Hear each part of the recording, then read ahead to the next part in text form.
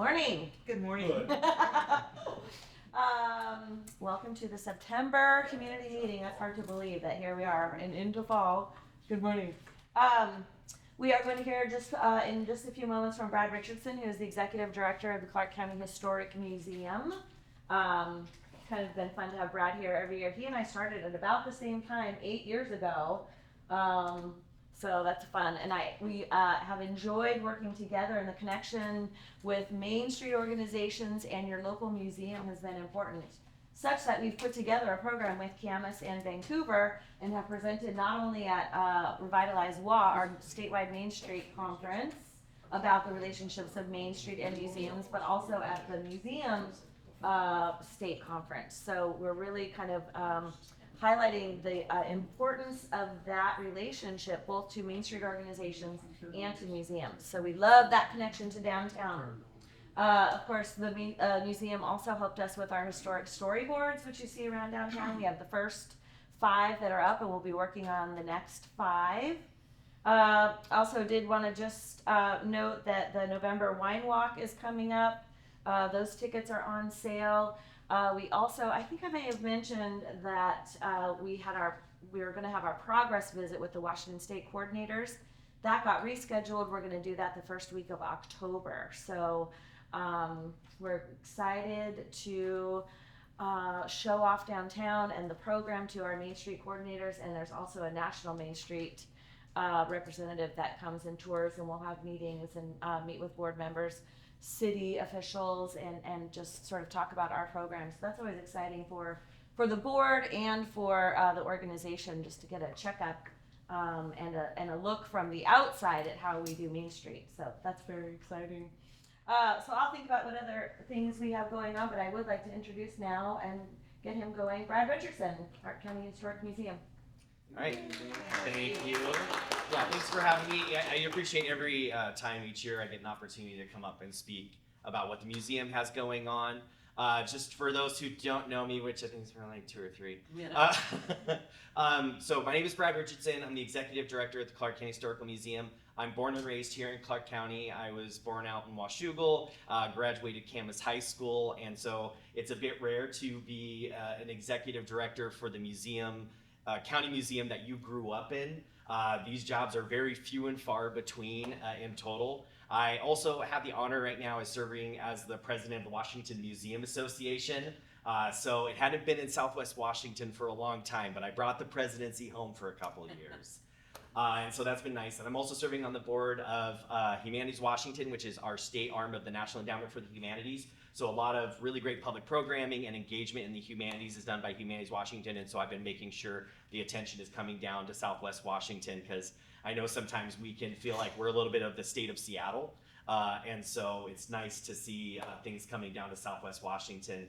And then also I sit as the chair of the board for the Culture, Arts, and Heritage Commission for the City of Vancouver. Since the museum is in downtown Vancouver, I get to be a part of that opportunity, and that brings the Arts and Music Festival to Vancouver and lots of other fun things. And so I've just had a really great opportunity. But aside from all those titles, my beginnings at the museum were quite humble. I started as a volunteer in 2010. Next year will be my 15th year with the museum. And as we were looking at the 60th anniversary of the museum, I realized if you take 60 and you divide it by 15, you get 4, which means I've been at the museum a quarter of its entire history. So follow me for skincare and how I continue to keep looking so young. And I didn't start when I was 12.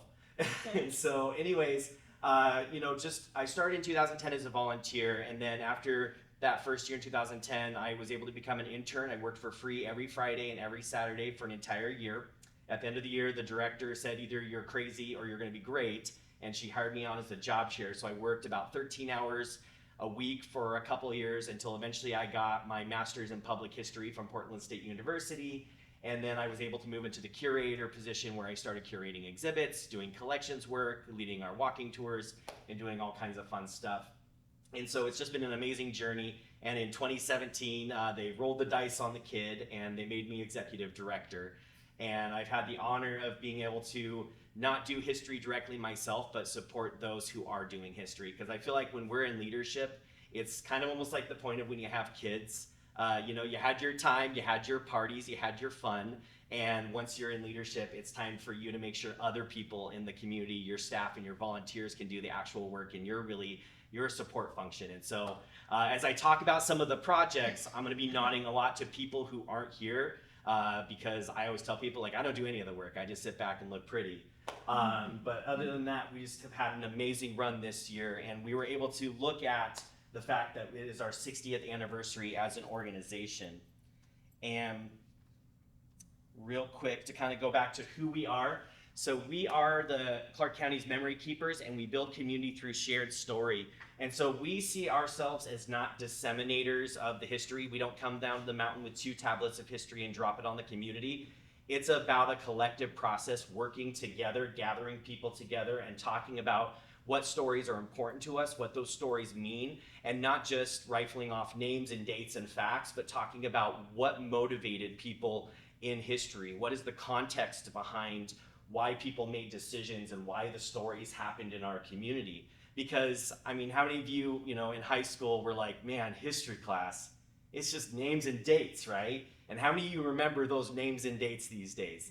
Now, I'm a weirdo. I'm really good with names and dates sometimes, so I remember a lot of those. But really, as historians, we're not focused on names and dates. We're focused on what is the heart and soul of a story, what's the heart and soul of a community, and how can we amplify that in the community's own voice. And so that's, in a broader sense, what that means. Now, just because we have county in our name does not mean we're the government. We're a 501c3 nonprofit, and the Heritage Field is a nonprofit, a part of the nonprofit sector. So you have your groups that do food insecurity, you have your groups that address homelessness and housing issues, you have your groups that address all kinds of things. And the nonprofit, I like to think of 2 things in my sense. In my opinion, and it's my opinion, I don't have numbers to back this up, but I believe the largest employer in Clark County is small business, because it really is the backbone of our economy. They make up so much of what we engage with every day. And the reason they're a big employer and its backbone is because they return dollars back into our community because they live here when they, you spend all their dollars. Now, the other part of our community, the backbone of our services and our, society, are nonprofits. And so we basically help keep everything up for the community. And so we are a 501c3 nonprofit. And so different museums across the state, as I've been able to work with the State Museum Association, we've seen different models. Some county museums have, about a good chunk, about 50 to 65% of their funding come from county funding. Some others get it from municipal. Some have endowments that have been provided by generous donors in the past with a mixture of public funding. Some have apartments. I know the Kittitas County literally has apartments that they rent, and partially of an endowment also that keeps them going, and they actually get 0 in public funding. So the model of how we fund these nonprofit museums is so vastly different. So ours here is about $60,000 a year comes in public funding, which is about 10% of what it takes to run the museum. It's about $400,000 base dollars that it takes to run the entire museum across the county each year.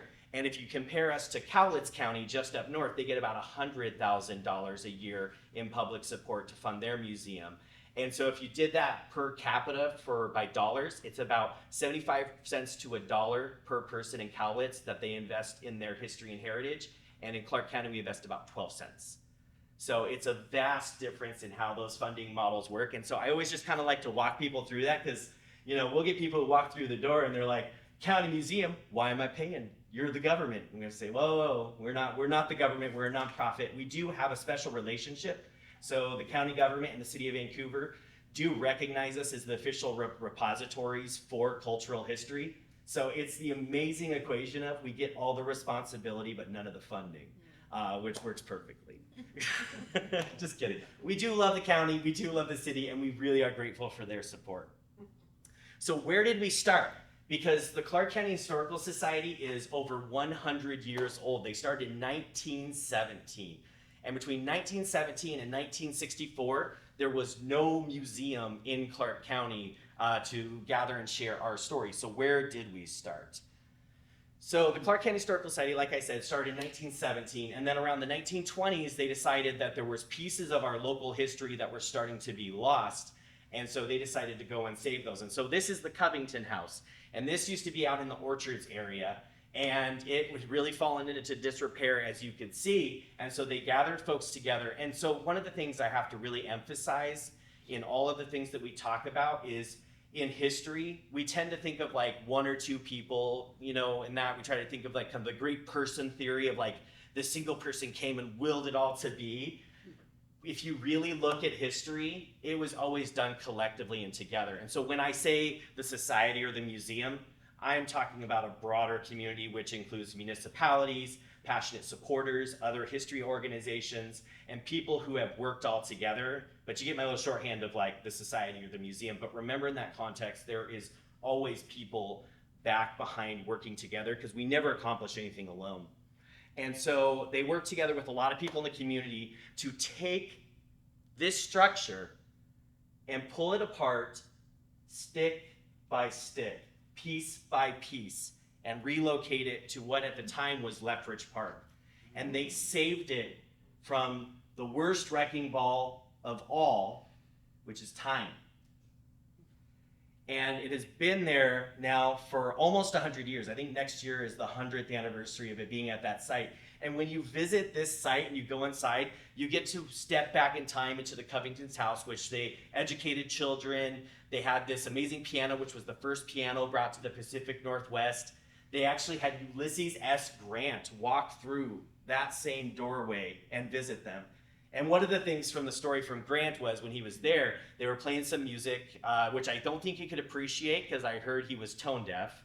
And as he was doing that, he may have been imbibing in some drink. And as he was drinking, he sat down and he ended up sitting on a violin and damaging it. And they were able to repair that violin. And I have to say, so whenever you travel across the world, whenever you go see people in other places, you'll say, I come from Clark County, the home of the Grant violin, because we have that in our collection.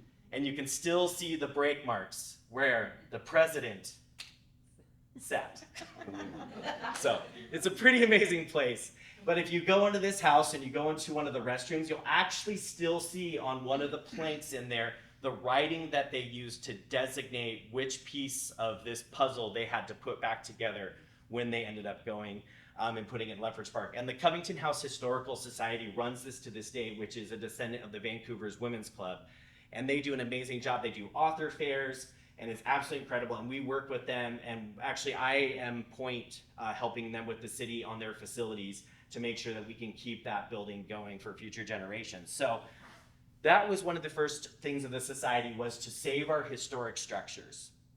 They also in 1960 saw that the entire neighborhood that had all the Victorian homes in downtown Vancouver was being torn down due to urban renewal. And essentially most of Vancouver's early history of the people who came and established the city was just absolutely wiped clear from the map. We actually have photos in our collection that you'll see Esther Short Park, and then you'll see a ring of homes around it, and then we can snap to the next photo and you just see vacant lots.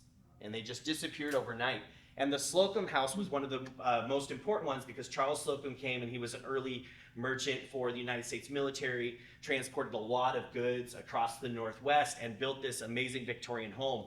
And so the society, the city, the Hidden, so many others in the community went and took this house that was 1 block south of where it stands today, picked it up, and then planted it into Esther Short Park to feed and water the seeds of our story for the community, so that we could continue to understand what used to be here.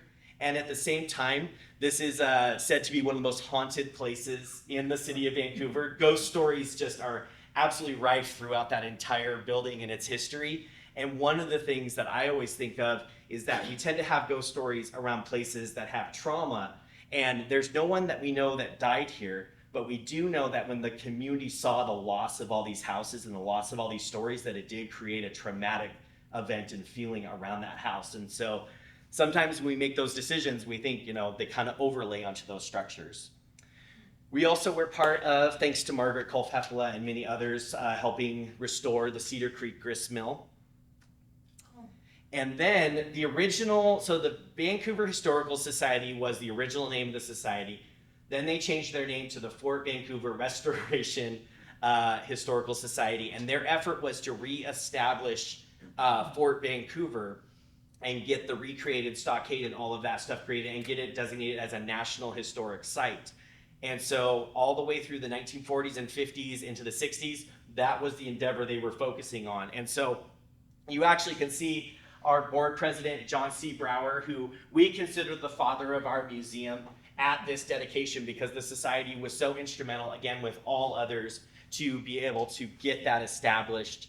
And today it is an amazing site. It's one of the biggest focuses of tourism for the city of Vancouver. And it's pretty incredible to think, you know, when we think about national park, we're like, hey, I'm gonna go and get my backpack and my water. I'm gonna drive out to, you know, a faraway place. You can visit a national park right in the middle of a city and enjoy it as we continue to preserve that history.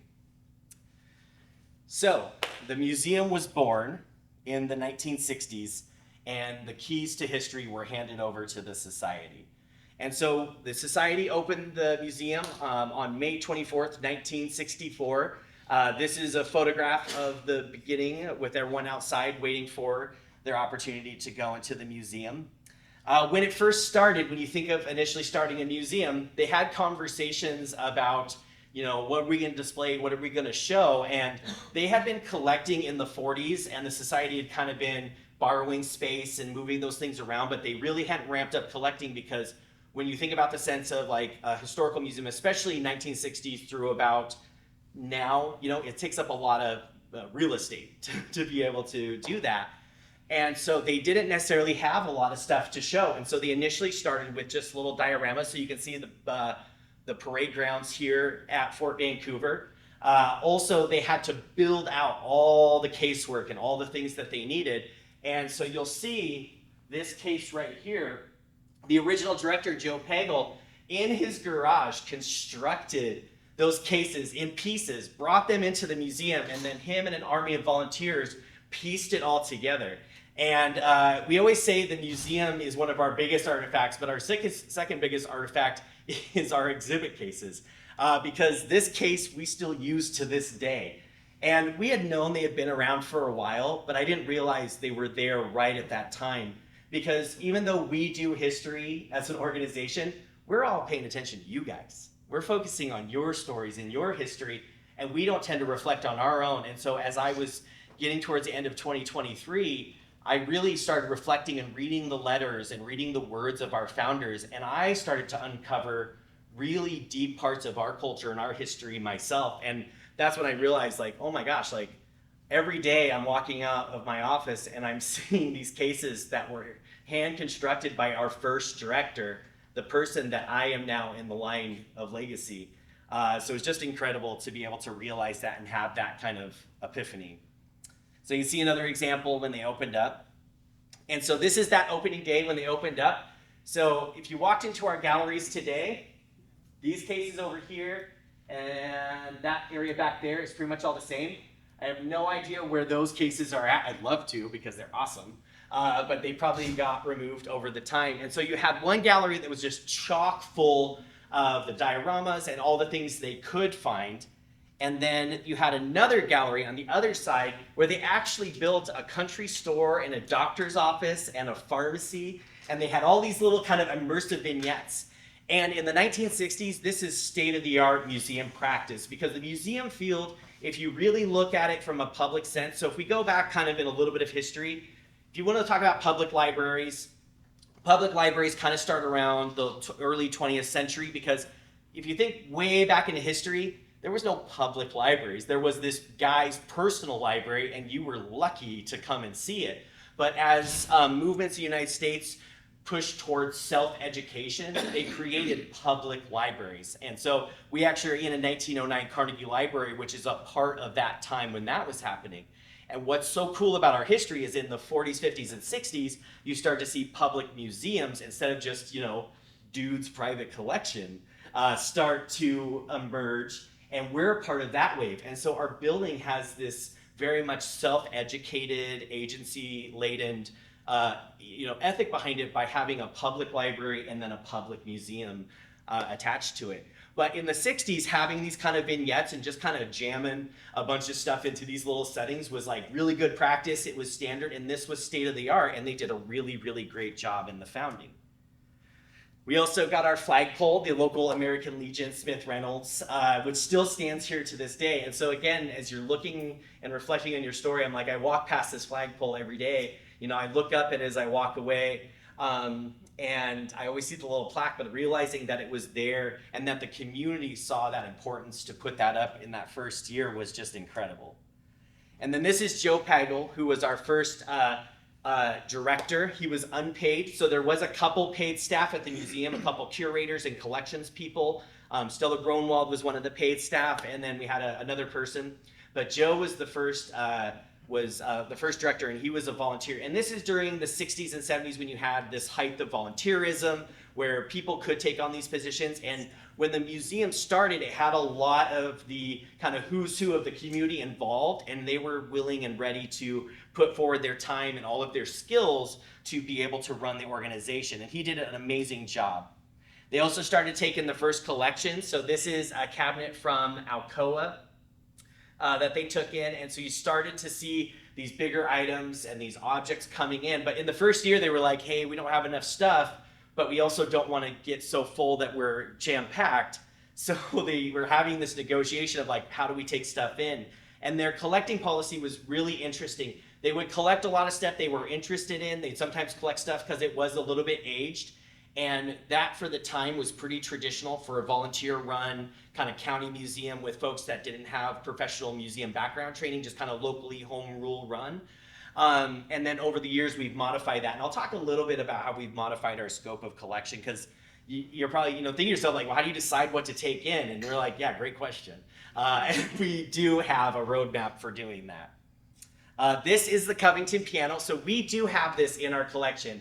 So, if you go just one step down from the Grant violin, you get the Covington piano, which is the first piano that was brought to the Pacific Northwest. So this is not just Clark County history. This is Pacific Northwest history, and it's literally sitting on display in our Homegrown Historians Gallery right now. You could step out of this room today, show up at about 11, that's when we open, and you could see this for yourself and be just within plexi distance of this really important piece of history.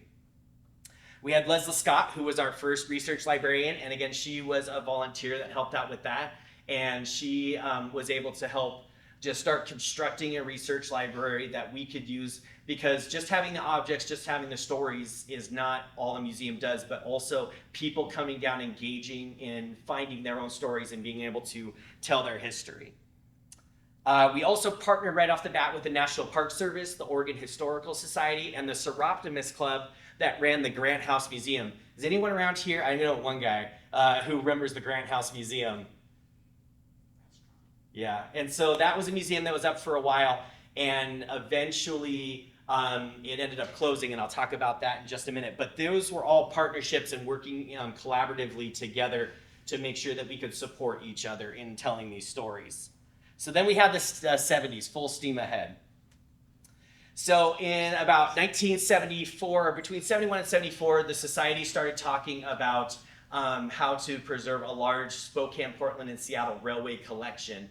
And now you have to think about this. When they got the keys to the museum in 1963, they thought they were just going to get a portion of the museum from the library. But instead, the library said, here you go, here's a whole building. And so they weren't prepared. So those two galleries that you saw was what they were prepared to put exhibits in.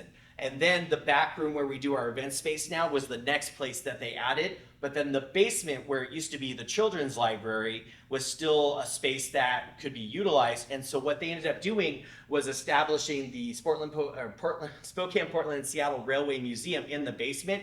And they were almost like de facto two separate museums. You had the Clark Kent Museum up top and the SP&S Museum below. And I even heard stories of the SP&S guys like coming in through the back door, and they would just like do their thing and operate, the show the whole time.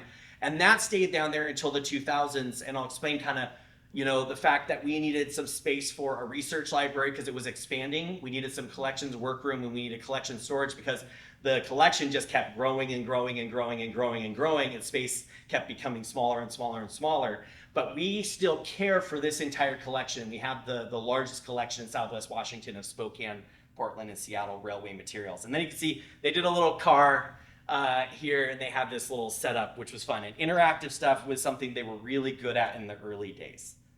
And then we had the 80s with the passing of the torch. So as the 80s came in, the society was running the museum, things were going pretty well, and they ended up focusing on working with other partners to get a statue of Mother Joseph put up at Statuary Hall in Washington, D.C. So when you go to D.C., if you go to Statuary Hall and you see Mother Joseph, you can know that folks from Clark County were an integral part in making that happen, and it was all because of Providence Academy and the work that she did in the community. And so that was a big claim to fame for them in the 1980s. We also had the Grant House Museum close at that time, and so think about this. You have, the Clark County Historical Museum. They've been kind of collecting stuff and filling up the space. You got the SP&S museum down below, and they're collecting and filling up space. And all of a sudden, you have a whole house worth of stuff because this museum ended up being closed that came all to the Clark County Historical Museum. And so that really packed a lot of our space and took up a lot of things pretty quickly. And then at that time, our museum's founder, the guiding voice, the guiding person behind our culture, Dr. John C. Brower, passed away in 1983. And that is such a pivotal moment for a lot of institutions. Has anyone ever heard of founder syndrome? So founder syndrome is when someone founds a nonprofit, or they found an organization, or they found a museum, and then when they pass on, their shoes are so big that so many good-hearted people in the community try really hard to fill those, but it is so difficult because there's just something about that founder that's really unique. And then sometimes those founders, they stick around a long, long time, and there's not that succession. And we were very lucky at that time, around that same time, Pat Chilada had decided to retire, and she chose Vancouver as her home. And she started working at the museum and really started to carry the water for telling our story in Vancouver and Clark County for many, many years. And so she worked at the museum from about 1982 until 2002, and was always down the research library, wrote innumerable books about the county, and really helped carry the water for our organization. And around that same time, around Dr. Brower's passing, the museum turned 20 in 1984, and they hired their first paid executive director, this gentleman right here by the name of David Freese. And if anyone has been up in Cowlitz County or knows that county pretty well, that name will bring very familiar, because he went on from a very short stint as our paid director, and he was paid director at the Cowlitz County Museum until 2017, because the director Josephs, who's up there now, came in at the same time, and he did unbelievable things. He's like on the Hall of Fame of Washington State Museum directors. He did an amazing job. So we rented him for just a brief time as our paid director. And then the 1990s was a time of passing the torch. So they did a lot of renovation on the building. So we're in a 1909 Carnegie Library is what we say. But if we actually said accurately, say we're in a 1909 Carnegie Library, and we're in a 1940s Vancouver library, and we're in a 1940s Vancouver library, and we have a bunch of different spaces that have been built over different times. The nickname for the building is Franken Building, and because of it's a Franken Building, it leaks, it's hot, it's cold, it's dusty, it's old, and so we have to do a lot of things, and we're very, very blessed with this building that the city of Vancouver supports us in, that we pay $1 a year for 10 years for our rent, and they cover maintenance and capital projects on the building. If they did not, we financially couldn't afford to have a building in the county. That is just plain straight facts. They're paying rent as a nonprofit museum would be an incredibly difficult task. And so we're very grateful, and we absolutely love the city's facilities people. We need to make sure they get brownies every year, because they come in and they work with Franken Building to patch together all of his fun little quirks and pieces that come up all the time. I'm trying to think of what's an interesting one that we've had recently. Oh, we had the power go out one time in half the building. So we realized that the building is on 2 circuits, and we had the blocks south of us go out, and so the south part of the building lost its power, and the north part of the building still did, which is great. I just moved my computer and just plugged it in up there. also when you work in a museum, you're a MacGyver. You don't stop working. There's nothing that stops you. And so it was just an incredible thing to learn about our building. But it's really a beloved piece of our history. It's the home.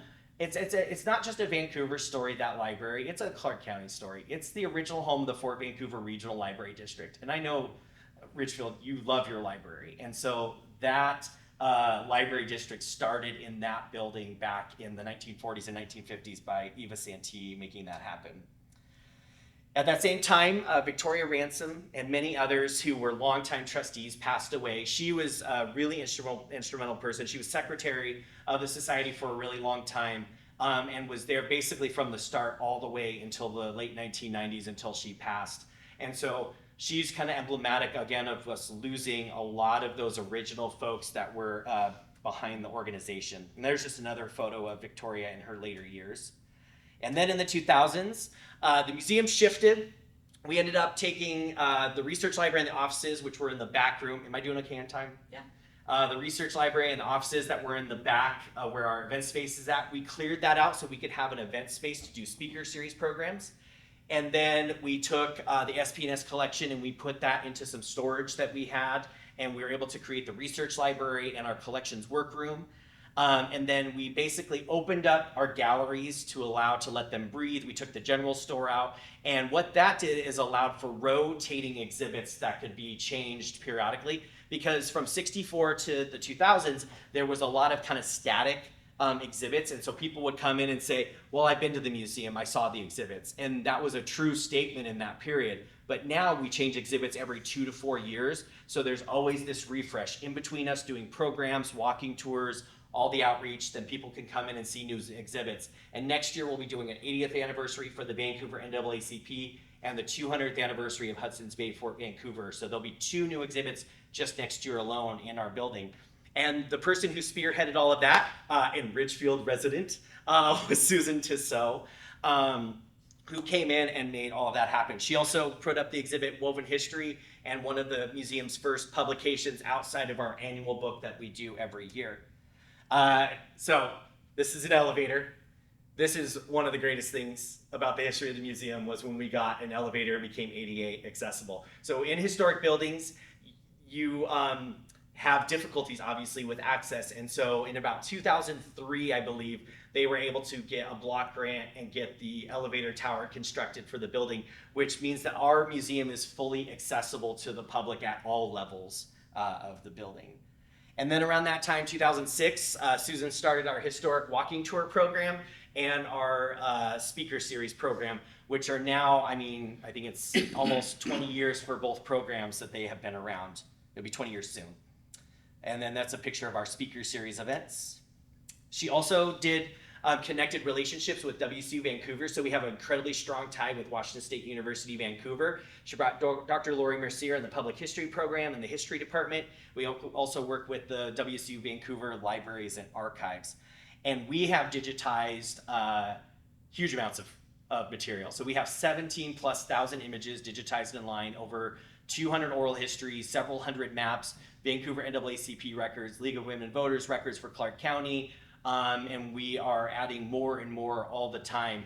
And we are a part of the Northwest Digital Heritage Archive, which is a digital repository for collections. Essentially, it's an aggregator site, so it pulls from other sites. And if you kind of look at the rankings of who has the largest collections, your Clark County Historical Museum has the 6th largest digital collection in Oregon and Washington, which is pretty impressive because it's University,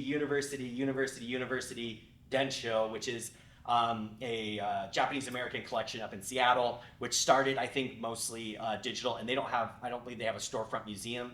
And then you have our collection, which is next. So we're basically right up there with like University of Washington and all these other groups that have digitized. And we have a digital lab at the museum.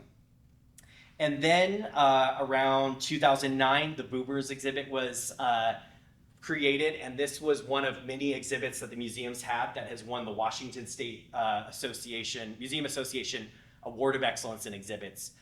So we have won that award 2 times since 2020, and we got an honorable mention just recently. And then one of our staff won the David Douglas Award, which is an award given to one person in the state yearly from the Washington State Historical Society for excellence in the history field.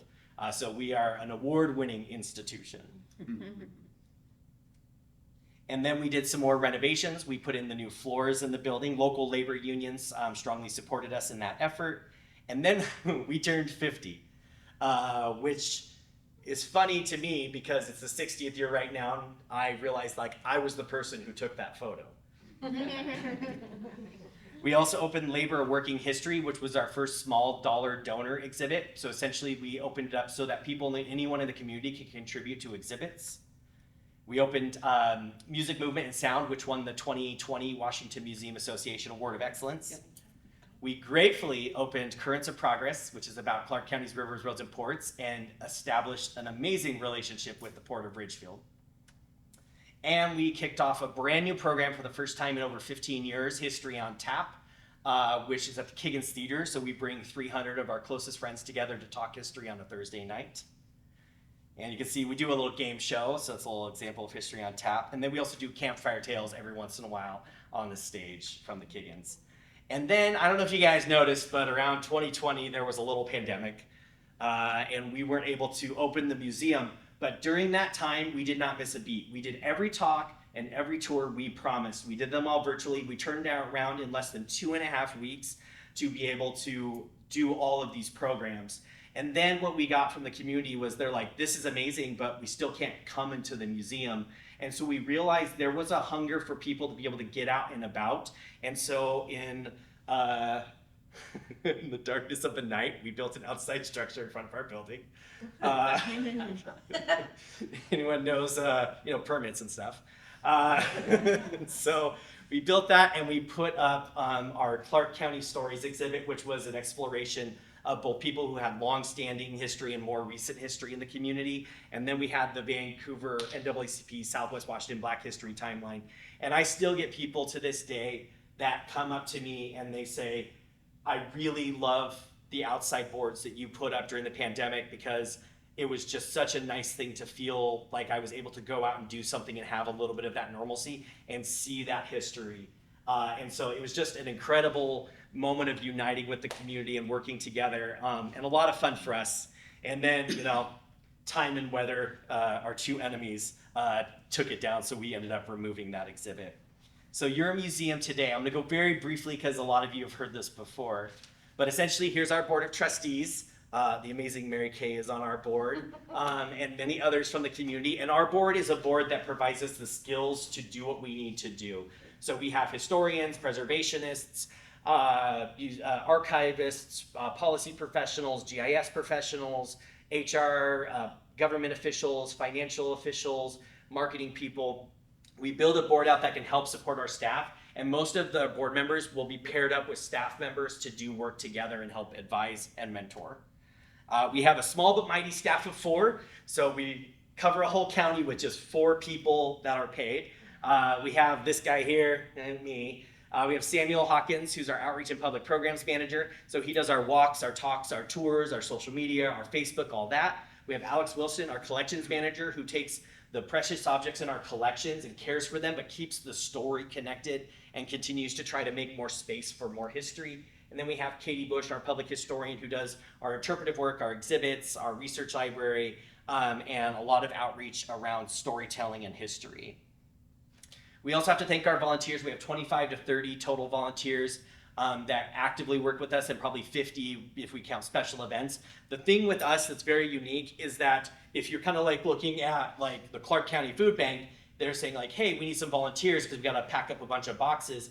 They can get 40 or 50 people in, or like a leadership Clark County class. They can get them all in. They can say, here's how you pack a box, here's where it goes, and you can quickly do that. For us, we are a specialized field, so every single thing that we do with a volunteer requires hours and hours and hours worth of training and follow-up. And so we're restricted to having a smaller volunteer capacity. Plus, you've got to remember, once we have a volunteer, each one of our staff members then becomes a department manager for that volunteer. So they're doing their job, plus they're having to manage kind of the work for that volunteer to make sure that they have the resources they need, the support that they need, the training that they need. They can answer questions. They can unlock the door. it's 9:11 in about 30 minutes. I'm going to text someone to be like, hey, they're at the door. Can you unlock it? So it's just a lot of work that goes into working with volunteers. And so we have small volunteers. So if you ever apply to be a volunteer and we're a little slow to get back, it's because we're really trying to care for making sure that you have the right place and we have staff capacity to make sure we can do that. Our current exhibits, which are not 2023, 2024, so we can see I haven't updated that, is Currents of Progress, Homegrown Historians, our exhibit talking about our 60th anniversary and history of brewing. We do a thing called interpretive services, so we've done panels across the city of Vancouver. We've worked with the Stanger House to do interpretive plan. We did Riverview Bank's 100th anniversary exhibit, which was up at the Ridgefield Bank for a little while. We did historic downtown Camas and Ridgefield panels. We did a timeline, so other museums hire us to do work. So we worked in partnership with Two Rivers Heritage Museum to do a timeline. Have any of you been to Two Rivers Heritage Museum? Awesome. So I think they're going to close in the next few weeks. So in the next few weeks, if you just take an hour or two out of your time, go give Camas Washougal some love. They're right by the Pendleton Wool Mill, so if you need like an extra fleece or a blanket, like you can pick that up at the same time. Go down and visit them and see the timeline that we were able to, and it was a partnership between the organizations that put that together. And then check out their museum. They're absolutely incredible, and they are really strong partners with us. And then thank you so much, Port of Ridgefield, for trusting us to help tell your story. And thank you to the Ridgefield Heritage Society for partnering with us to tell those stories together. And thank you to Main Street on the panels that we did for downtown. Again, this is all collaboration, partnership, and working together that is so valuable. And this is an example of C-Trans exhibit that we did for them that was up at the Vancouver Library for their 40th anniversary exhibit. And then this is another example of one of the panels. We also do nominations to the Historic Register, which take anywhere from 2 to 3 years to accomplish because they are beasts. And then we have a historic buildings plaque program. So if there's a building on a historic register, we can provide you with a bronze plaque. So how many of you have seen those kind of bronze plaques on National Register places that say, National Register, 1908, Ford Building, it's important? What is that? It tells you nothing. So we developed a program locally where we give you a cool bronze plaque, and that bronze plaque says, the building, the date, and then it tells, kind of like a little Twitter amount of why the history is important, and then we say this building is recognized as historic on a register. And we partner, it's a matching program that we have used for that, and so we match together and we get community partners to provide half the funds for the plaques so that we can stretch those dollars that were gifted to us.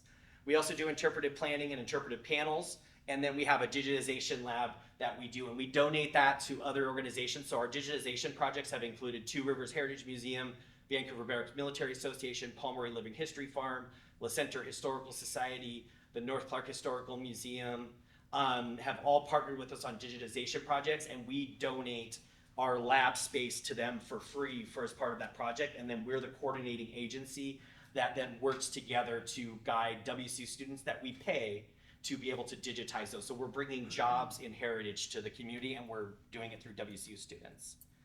So what's coming up? We have our speaker series, History on Tap, walking tours, which are past, but we have our haunted walking tours, which are sold out. Unless you're a member, which I can say right now, for the last hour and 15 minutes, if you're a member of the museum, we opened 2 additional tours because we got people that were really grouchy that we sold out so fast.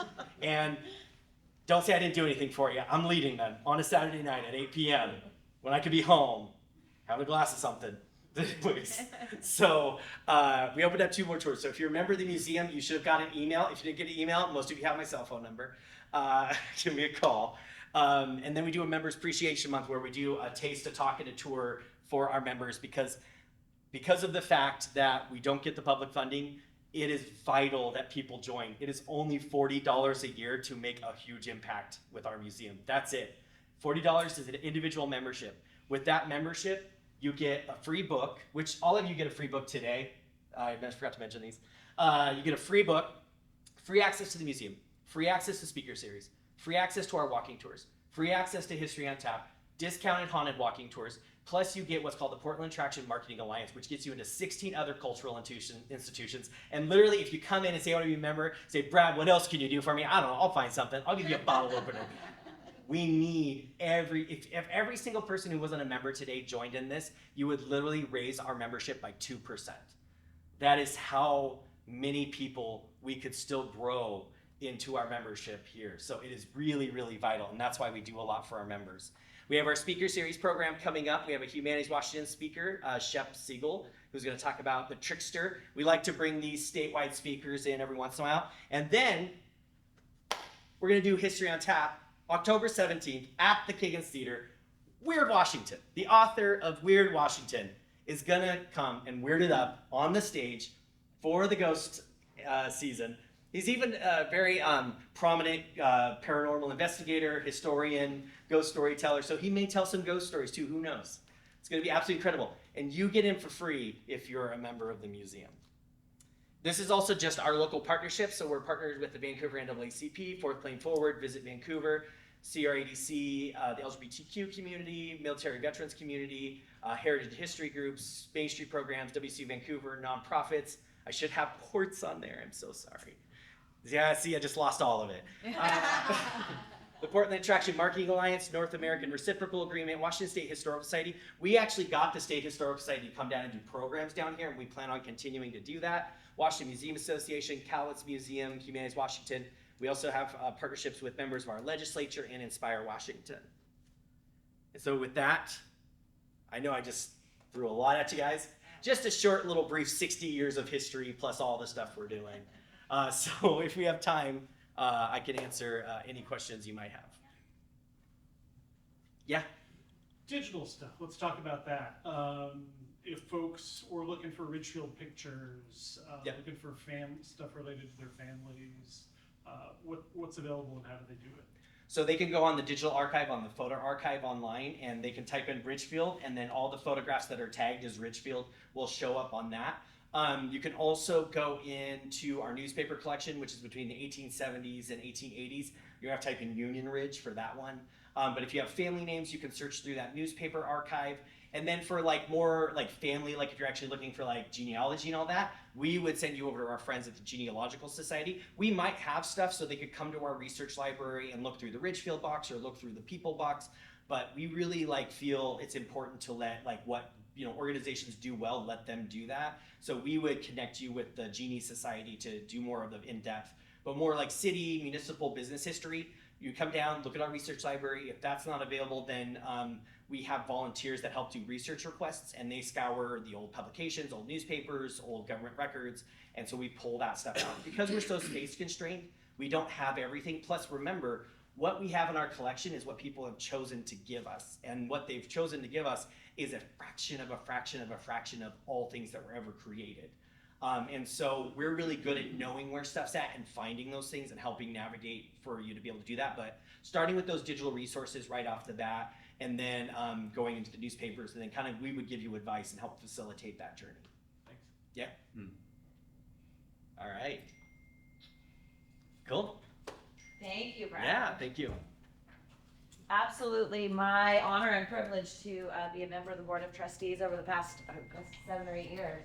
And I will make a comment about COVID and what happened with the museum, and absolutely was so impressed as a board member at the creativity, the ingenuity, just the determination to continue doing what the museum does in a whole new atmosphere. And there were a lot of organizations that had to adapt that way, but being able to be on the inside, looking at what that transformation was, it just was really something. So thank you for a great presentation. Yeah. Just a couple other announcements.